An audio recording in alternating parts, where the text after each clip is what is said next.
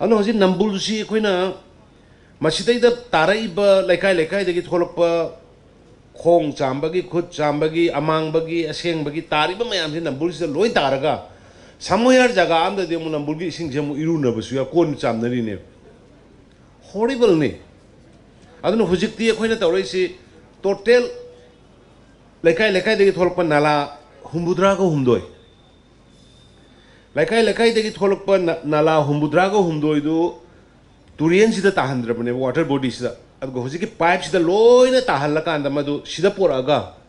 ꯃꯁꯤꯗꯩꯗ ꯁꯦꯡꯇꯣꯛꯑꯦꯔꯒ ꯃꯁꯤ ꯀꯦꯃꯤꯛ ꯑꯗꯨꯅꯦ ꯉꯁꯥꯏ ꯀꯥꯔꯒ ꯃꯌꯥꯝ ꯀꯥꯔꯒ ꯌꯦꯡꯕꯤꯌꯨ ꯑꯗꯨꯕꯨ ꯈꯔ ꯂꯨꯕꯅꯤ ꯑꯍꯟꯗꯤ ꯀꯥꯕꯤꯔꯨꯅꯨ ꯀꯣꯛ ꯉꯥꯎꯋꯤ ꯌꯥꯝ ꯀꯩꯅꯣꯗꯣ ꯃꯣꯏꯒꯤ ꯀꯩꯅꯣ ꯇꯦꯡꯀꯤꯁꯤ ꯌꯥꯝ ꯂꯨꯕ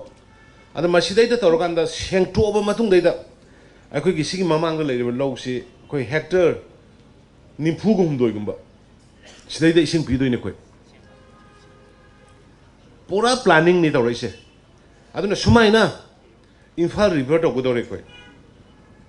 कोंगबो रिवर तौगदोरी नंबोल थौबाल रिवर नंबोल मथंग मथंग मथंग अखोई पाइखलकदोरी मरमदि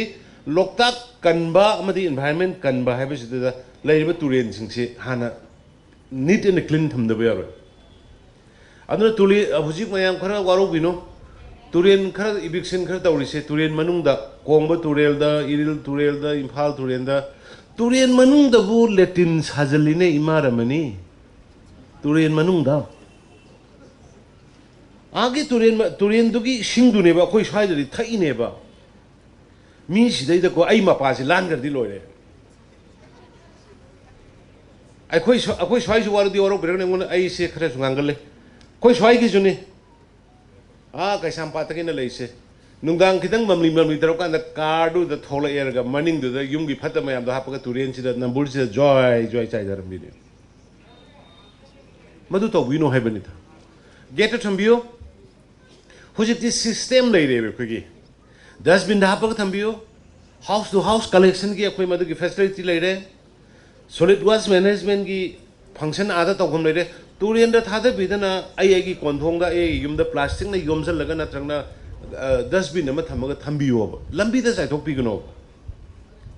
कयांग कुई सेननी अखोइना गवर्नमेंट सुम सेना लेंगम पोते सगोन जी गवर्नमेंट कयांग कुई सेना वहाइनो सगोन मपु मयामदुना हायरोगा सोरोक लोय थादो थम्मी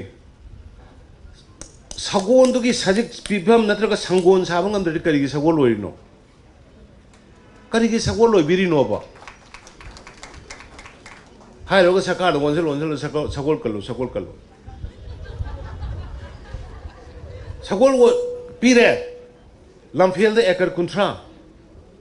हिंगांग की पांगई दा इबदो मार्जिन की लेदी बदुगी मायो नबदा वाल खारा थमे मोय मोय सगोय नो पोरागा मदैदा थमगा सजिक नोंगबदो सु पोरागा मोयना सजिक तो अद पोरागा पिजरसु यायबा सगोल लिसिंग मंगा तरा दो मोयना लोयर काना खोइना लोइना मदु सेवा तौसु ngam सन फंगी थादोग थमे अन मयाम वारो बिनो नहान आई ऑर्डर थोकसग्रबनी नुमित 10 नि मनुंगदा लंबी सोरकता लैरिबा पोनी यामना हिस्टरी गा सागोनबने बखोगिदी